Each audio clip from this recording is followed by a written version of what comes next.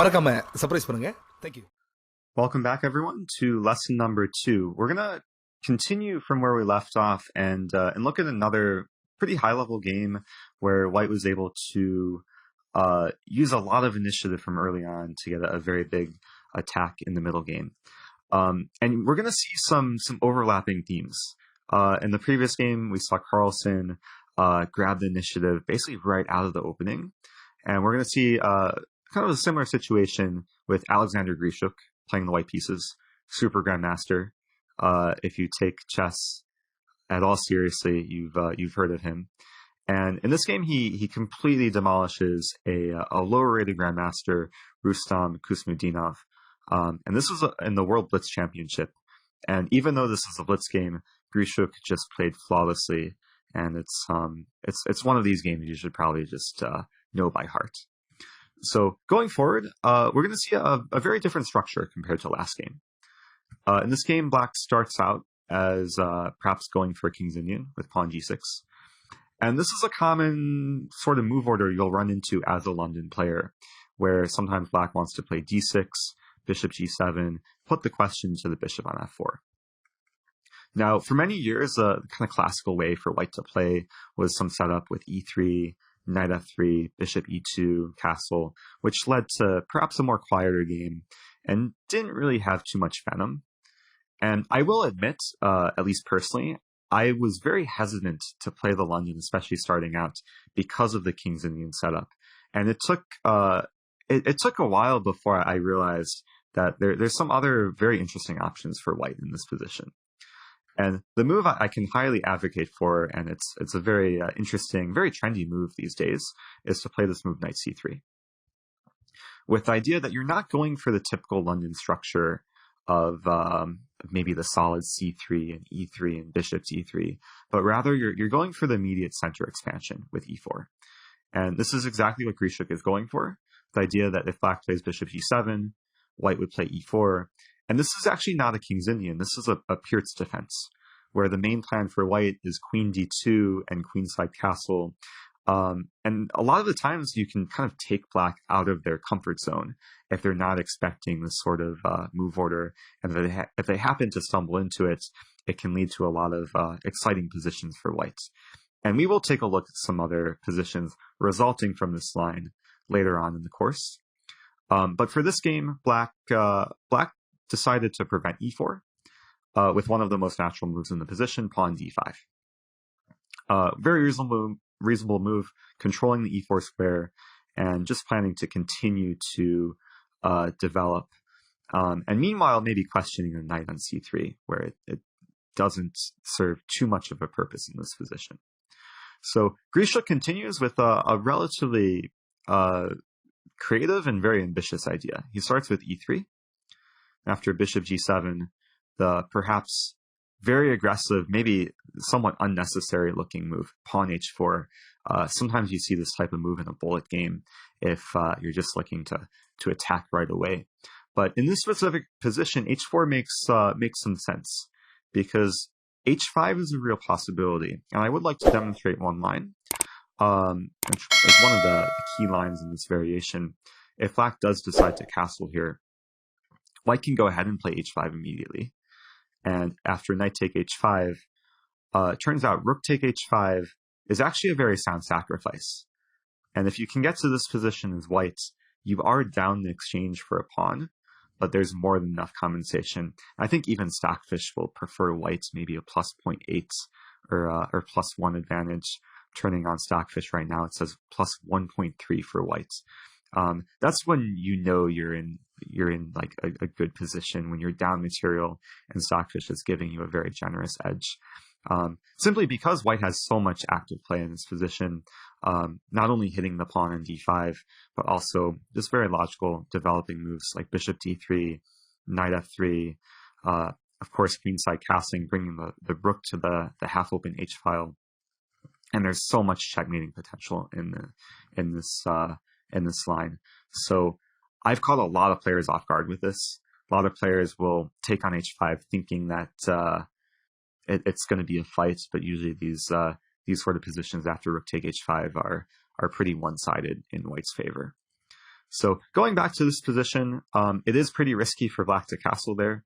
So it's more common for black to try and deal with this idea of playing h5. And one of the most common moves for black here was playing the game pawn h6. Idea that perhaps if h5 is played, black can respond with g5. And now for the next several moves, Grischuk develops in probably the most harmonious fashion. Knight f3, bishop g4 pinning the knight, bishop e2 breaking the pin. And after c6, Grischuk plays a very thematic move for this position, simply knight e5, given that white has very good control over the e5 square. And arguably the knight is not, it's not an outpost because there is a pawn on f6, but black never wants to play pawn f6, so the knight stands very well on e5. So the bishops got traded, bishop take e2, queen take e2. We'll go forward a few moves here. White completes development with castling queenside, and after queen a5, king b1, very solid move, making sure the king is in a safe position, kind of anticipating that if the center opens up later, you do want your king on b1, also especially defending the a2 pawn.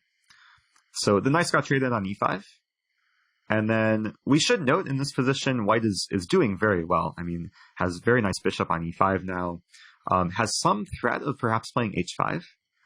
If we imagine it's white's move and white's able to play h5, the knight would not be able to take on h5 because of rook take h5. And that would be winning material for white. So it's a bit uncomfortable for black, not to mention that the king is still in the center, and it's not clear where black should castle. Because if black castles kingside or queenside, there's potential for white to really attack on all areas of the board. So in this position, black played a maybe natural move, pawn h5, preventing white from playing h5. And now we have a very key position. We can pretty much say that we're done with the opening stage. I mean, white has completed development, has the king safe. And it's really a question how to proceed from this position, how to maybe go for some transformation, how to make progress. And I want you to think in this position and come up with some idea, some plan. Maybe it can be one move, it can be multiple moves, but really I want you to put yourself in more of a tournament situation and figure out what you would do next as white. So I'll give you some time to think. Feel free to pause the video and find the best continuation for white in this position. Okay, so I hope you had some time to think. I'd like to show this position to a lot of students because the best move is maybe not the most obvious move. And a lot of students struggle, I've seen, when they reach the middle game, and then it's not clear what to do next. Like, there's a few questions you can ask yourself, like how to improve the pieces, look for tactics, identify the opponent's threats. But this position, it's all about trying to further white's advantage, given that white's setup is nice, black's king is still in the center, and the main goal for white in this position is to open up the center. So hopefully you've managed to find the best move, pawn e4. Incredibly powerful move, as it opens, not only is it forcing the opening of the e-file, but it's putting maximum pressure on black's setup, given the knight is pinned to the bishop on g7, and white is finally making use of the knight on c3, given the knight now supports e-pawn and applies pressure to the d-pawn. And we're going to see how this move leads to a lot more initiative very soon in the game. I also want to note that this is a bit reminiscent of the Carlsen game that we just saw, where Carlsen played e4 to open up the center very much in his favor. And this game is no different. It's gonna the center is gonna open up in white's favor. So black had a difficult choice here. Black castle kingside or queenside. Kuznetsov chose to castle queenside here, which at first looks like not a bad option, given that you get the rook to d8, you get the king off e8. The problem with this move is that white's bishop pierces through the position, preventing any king b8, king a8. And white is now going to have a long-term target, given the king is pretty much stuck towards the center. So the game continues. Trade happens on e5, on d5. And now the next move from Grischuk in this position is really impressive. And I would actually encourage viewers to pause the video and think how to continue in this position, how to further optimize the position and create some sort of attack. So I hope you guys had some time to think. The move that was played in this position is maybe somewhat unexpected. And I feel like a lot of players would perhaps consider the very direct knight b5.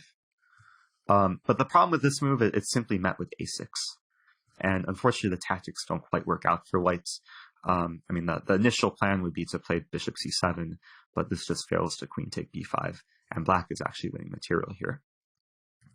So white has to be a bit more creative in the way that you're able to kind of orchestrate the attack.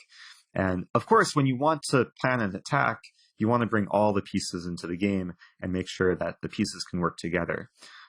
In this position, I usually like to force my students to ask themselves a very simple question. What is the piece in this position which is doing nothing for whites? And how can you make it do something? And if we look at the position, it's very clear. The rook on h1 doing nothing. And when we ask ourselves this simple question, we can actually see the very aesthetic idea of rook to h3, which was played by Grischuk. And this is just such a powerful move, given that white is now planning this nice rook lift along the third rank. This doesn't happen every day, where the whole third rank is clear of pawns, and the rook can actually come over very quickly and participate in the attack. And really, from this point forward, white was able to convert the attack very nicely. Go forward one move, rook d7, and now knight b5, incredibly strong with the threat of rook c3, which is pretty devastating to the black king. And there's not much black can do to meet this threat. At this point, we can kind of sit back, relax, and see how Grischuk finishes things off after a6, rook c3 check, and then after king d8, another very aesthetic move, knight to a7, going into the heart of black's territory, and actually just threatening mate in one, rook c8, which isn't the easiest threat to stop. Black played perhaps the only logical move, e6, creating an escape square for the king. But then queen f3 played another very nice move, attacking from all directions. Rook c8, of course, still can be played at any time. Queen f3 just improves the queen, targets the knight, which is now less defended on f6. Not to mention the knight is still pinned. So black had to play king e7. And now there's just a forced way to win material for whites. Knight c8 check, either driving away from the king from defending the knight on f6, or what happened in the game, forcing the rook to capture. After rook takes c8, white is now up the exchange, still has a very strong attack.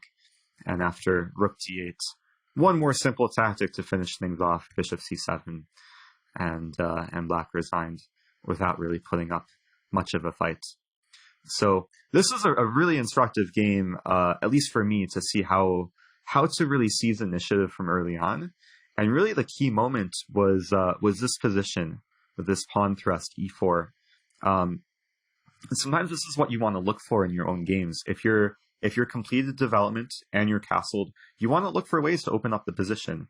That's usually the way to create initiative and enable future tactics. Because really the way you're able to create tactical possibilities later on is to create more open lines and also look for ways to create targets. In this case, the biggest target was black's king, which was very much suffering on c8. So I hope you guys can take away some value from this. Not only this nice opening variation with h4 on move 5, but really the way that the Super Grandmaster was able to treat the position. All the moves were very natural for white. And we can see that even like a strong player as black really went down with not much of a fight in this game. So we're going to continue the tactical themes and attacking themes in the coming lessons. So stay tuned, and I will see you in the next video.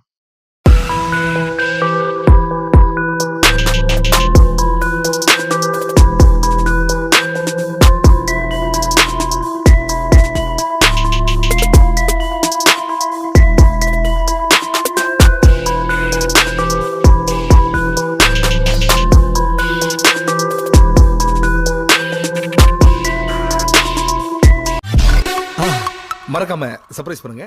Thank you.